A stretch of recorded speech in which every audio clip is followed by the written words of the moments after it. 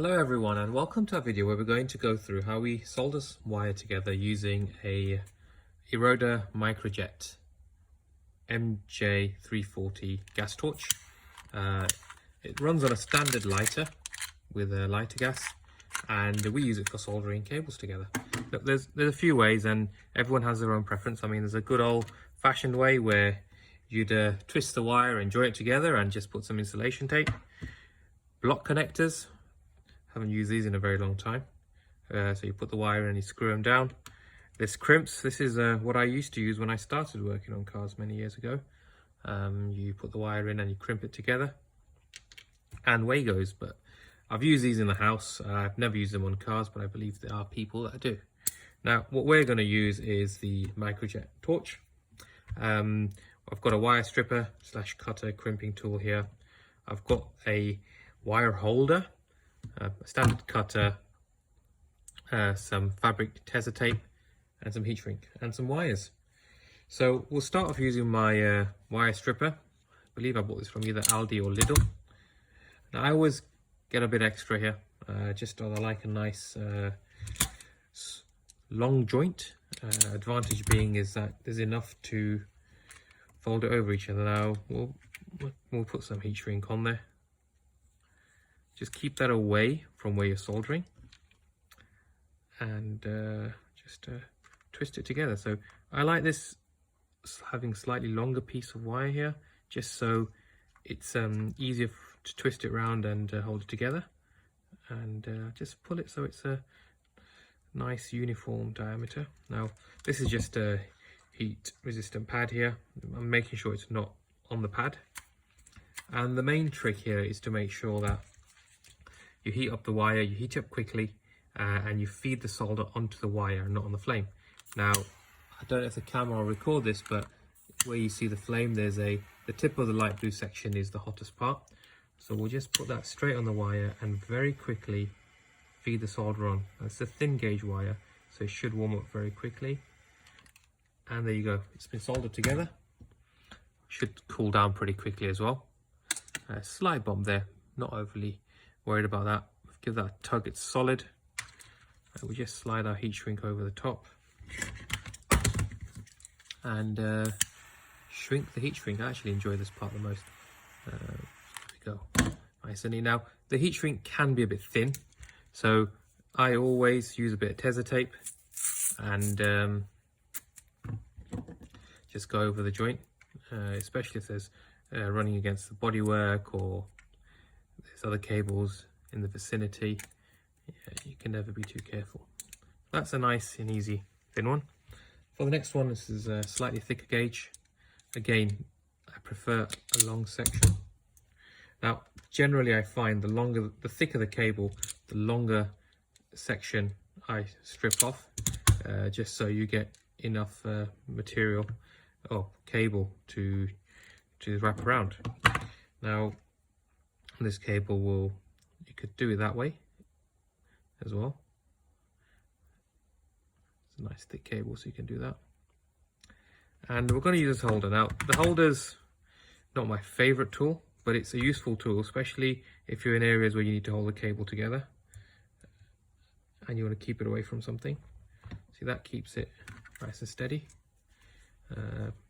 We'll go in from underneath here. And you can see it's not warming up as quickly. Maybe for the next cable we'll turn the heat up and just keep feeding it until it flows. You can always warm it up again. We'll turn that around. So you can see there it's gone all the way around, nice and neat. Nice and easy to use this when it's on the table, I suppose. There we go, we've got some matching heat shrink as well. Just keep that in position.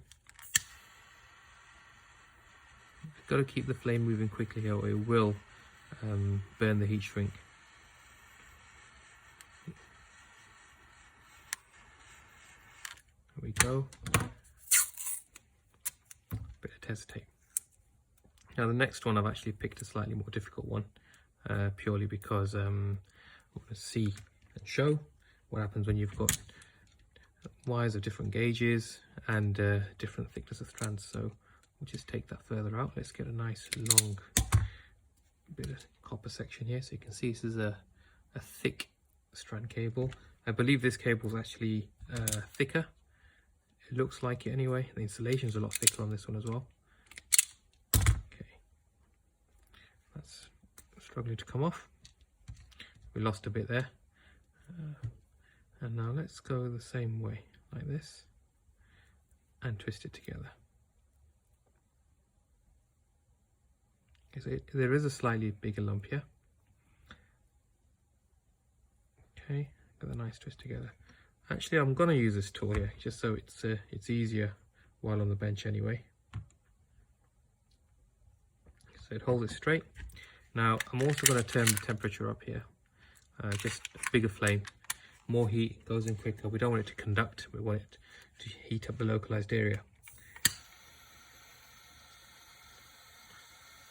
And let's see if that starts to flow. Not yet. Aha, already. Great. And we just keep adding the solder. Yeah, and you can see it's flowing around. Lovely here. Okay, let's stop there and see how that looks. So it hasn't gone all the way around, so we'll just turn it around and feed it from the other side.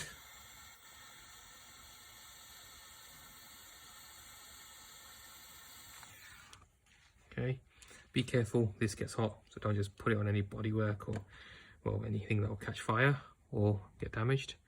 And that's a pretty good joint there, quite happy with that. So we'll remove this now. It's still a bit warm. And let's just put some heat shrink over that.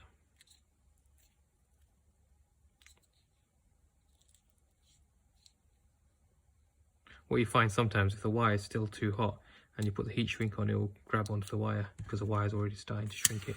Now this is at a high temperature, so we just go very quickly.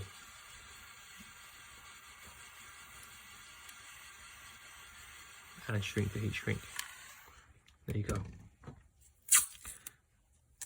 Finally, a bit of Tesa tape, and then you have it. So, as we said at the beginning of this video, it's not everyone's choice to do it this way, but we do much prefer to join wires together using a heat gun here, well, microjet heat gun, flame gun, whatever you want to call it, versus a traditional soldering iron. So we hope you found our video useful, and if you did, please hit like, share and subscribe to our YouTube channel. Thanks for watching.